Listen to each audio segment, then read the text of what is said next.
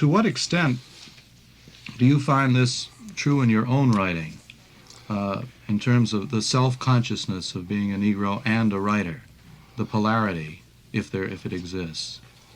Well, the first difficulty is really so simple that it's usually overlooked.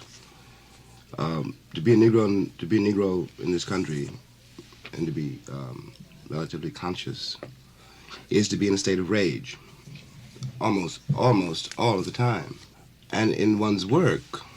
And part of the rage is this: it isn't only what is happening to you, but it's what's happening all around you and all of the time, in the face of the most extraordinary and criminal indifference, the indifference of most white people in this country, and their ignorance. Now, since this is so, it's a great temptation to simplify the issues under the illusion that if you simplify them enough, people will recognize them. Mm-hmm. I think this illusion is very dangerous because, in fact, it isn't the way it works. A complex thing can't be made simple. You simply have to try to deal with it in all its complexity and hope to get that complexity across. To be a Negro writer, then, is to somehow, I don't know, we'll have to kick this around for a while. In the same way that you have to not knock down the elevator man and the doorman. At some point you have to decide that you can't spend the rest of your life cursing out everybody, who gets in your way. And some other level, as a writer, you have to decide that what is really important is not that these people are Negroes, but that these people are people, mm-hmm. and that the suffering of any person is really universal.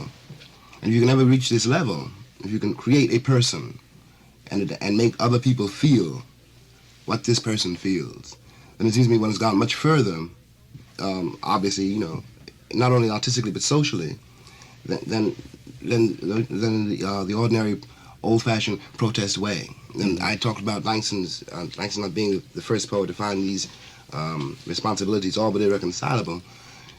He's not, and he won't be the last, because it also demands a great deal of time to write. It demands a great deal of stepping out of a social situation in order to deal with it. Mm-hmm. And all the time you're out of it, you can't help feeling but a little guilty that you are not as it were, on the firing line, out there sort of tearing down the slums and doing all these things, which in fact other people can do better than you, because it is still terribly true that a writer is very rare.